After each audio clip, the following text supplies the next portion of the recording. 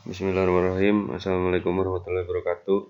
Di pertemuan keempat ini masih dengan materi kebugaran jasmani, submateri kelenturan. Kelenturan atau fleksibilitas sering diartikan sebagai kemampuan seseorang untuk menggerakkan tubuh atau bagian-bagian dalam satu ruang gerak seluas mungkin. Bisa dilipat-lipat, bisa ditekuk-tekuk ya, tanpa mengalami cedera pada persendian dan otot sekitar persendian. Faktor utamanya yaitu sudah jelas elastisitas otot dan ligamen.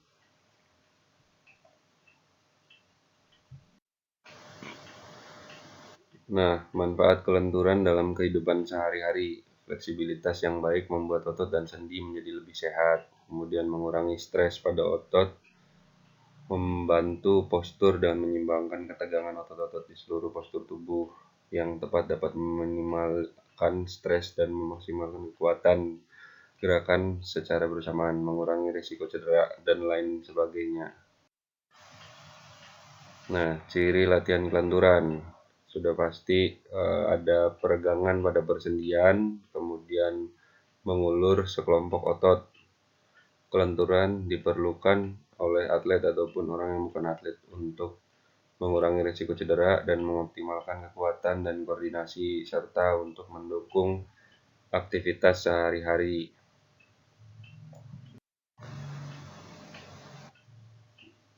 Nah, kelenturan dapat dikembangkan melalui latihan peregangan atau stretching yang modelnya terdiri atas seperti yang biasa kalian praktekkan pada saat mata pelajaran pendidikan jasmani kondisi masih normal ya, yaitu ada peregangan statis, kemudian peregangan dinamis. Peregangan statis itu peregangan yang tanpa menggunakan irama, atau misal contoh tarik lengan, tahan sampai hitungan biasanya kan 8 atau 2 kali 8. Kemudian ada peregangan dinamis.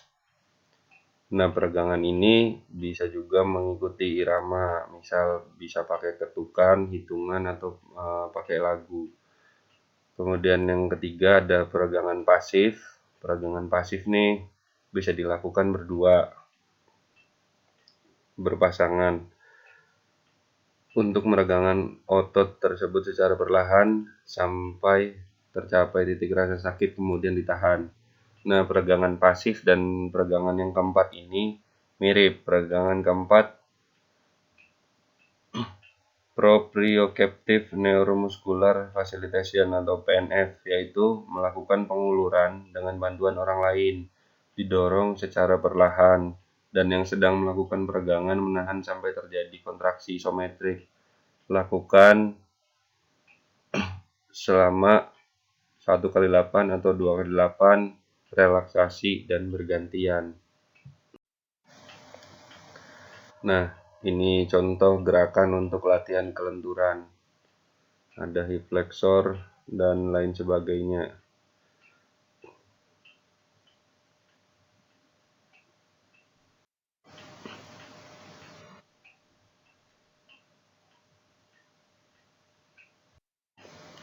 Nah, ini adalah contoh gerakan PNF. Yang satu melakukan yang berbaring itu, kemudian yang satu lagi membantu dengan mendorong tungkai sampai pada titik rasa sakit, kemudian dihitung 1 kali 8 atau 2 kali 8 sesuai dengan kebutuhan.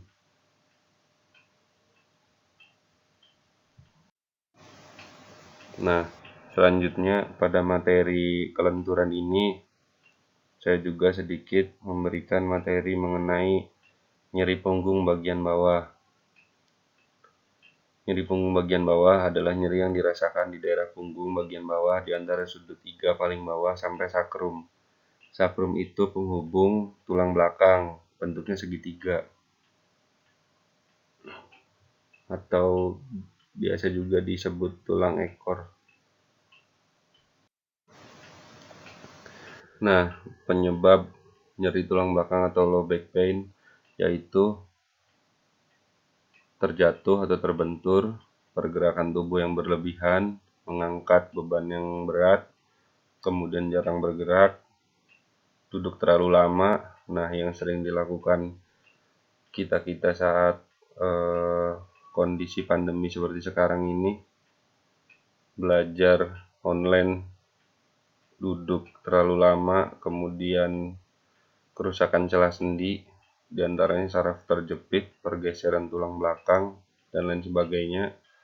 Selanjutnya ada radang sendi, kelainan bentuk dan pengeroposan tulang belakang. Kelainan bentuk itu bisa juga skoliosis dan lain sebagainya.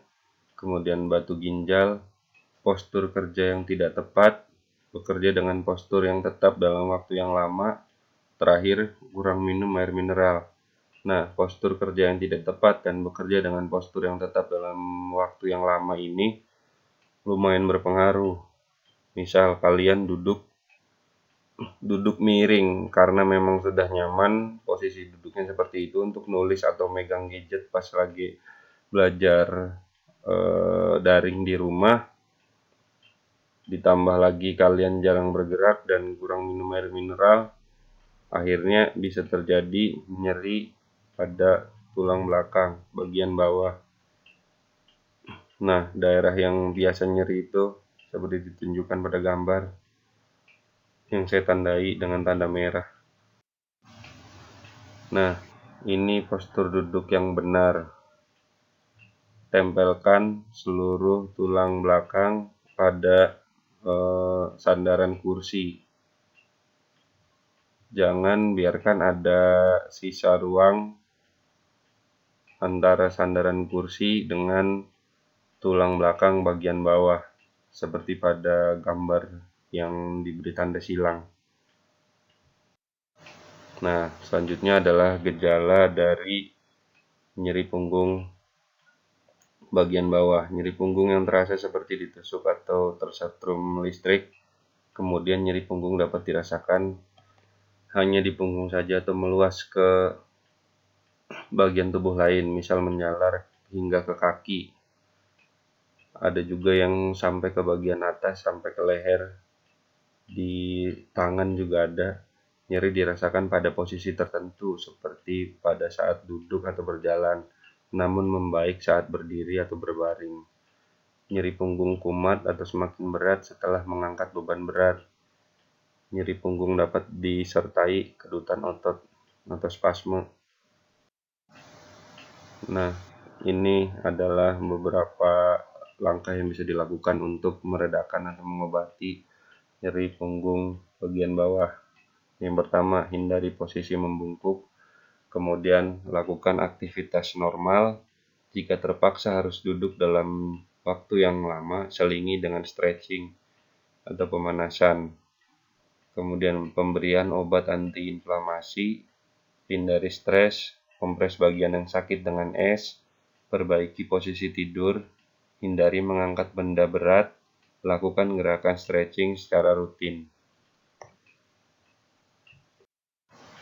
Nah, treatment yang bisa dilakukan untuk nyeri punggung bagian bawah. Ini ada beberapa contoh latihan yang bisa dilakukan untuk mengurangi nyeri punggung bagian bawah.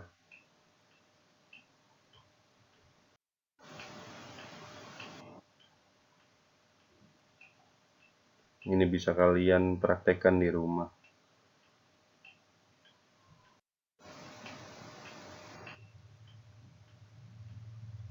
Nah, beberapa poster latihan ini hanya contoh kecil.